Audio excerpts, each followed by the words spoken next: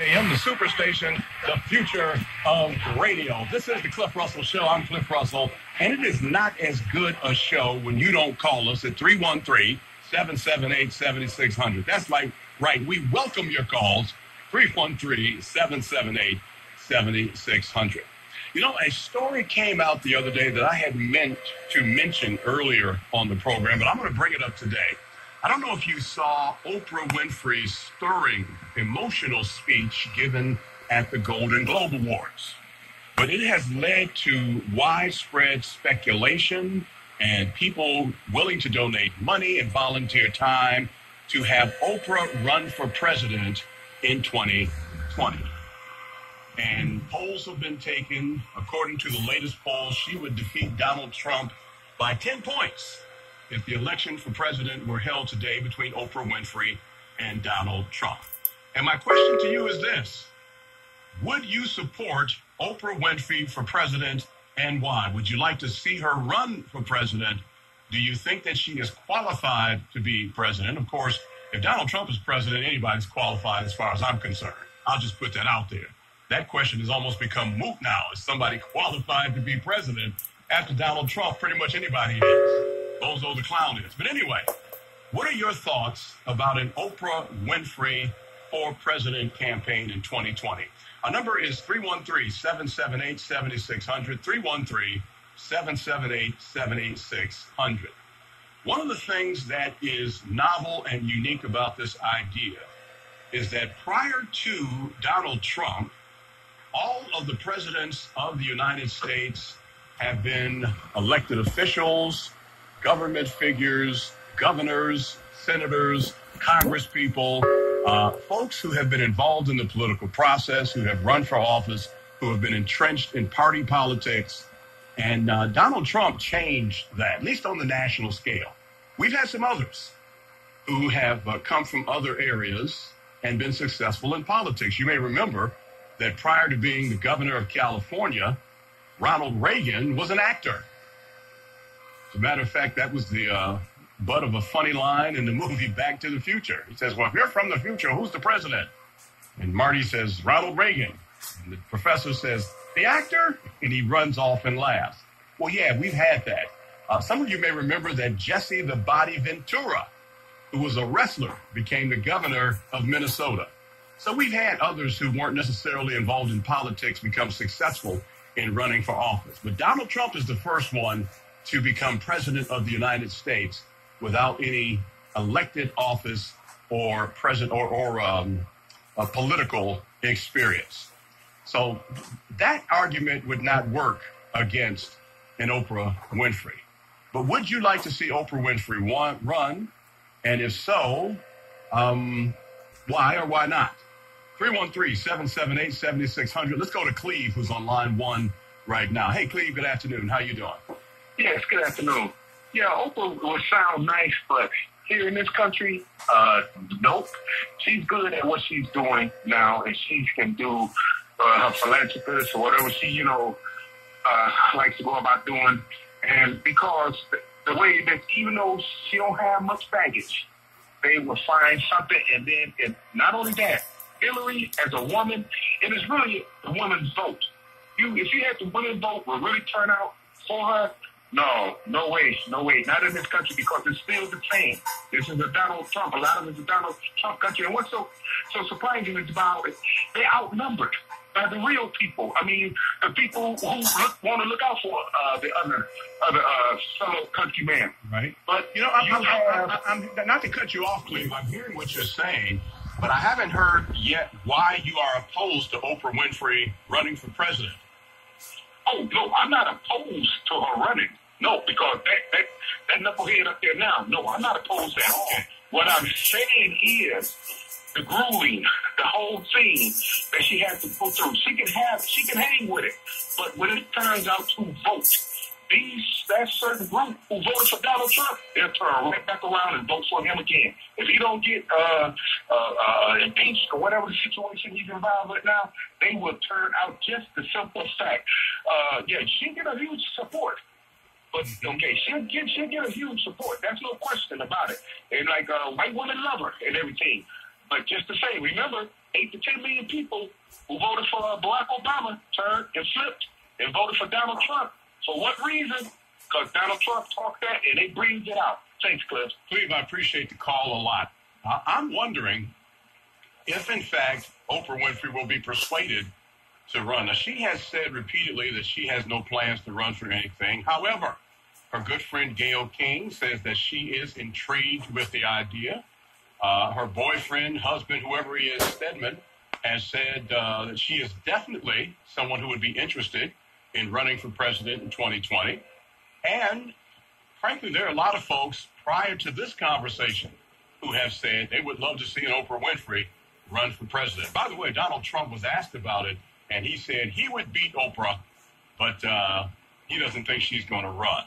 You may be interested in finding out, too, there's an old clip of Donald Trump who said that if he ran for president, he would have Oprah as his running mate.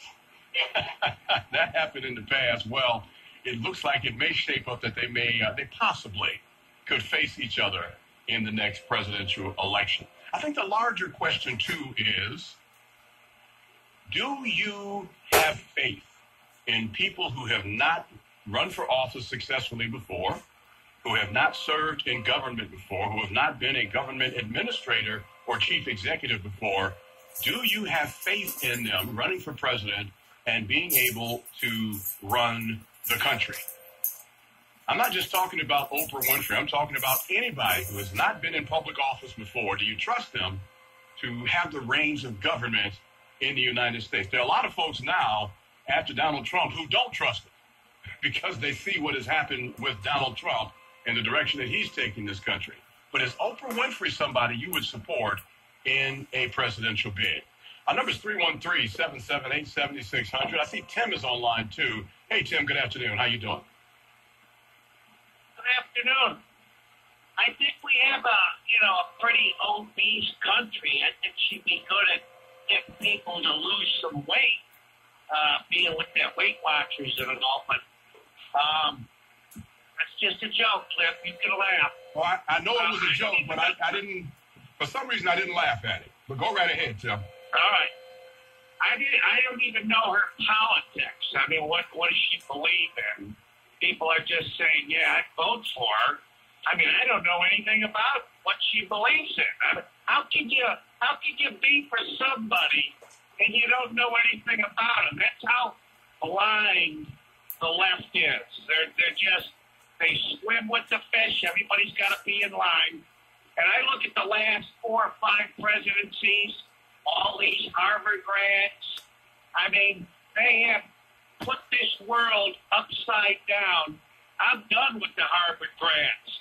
I think businessmen, and I mean, that's a lot of reason why they don't run, Clef, is because you bring up things that happened to you 90 years ago.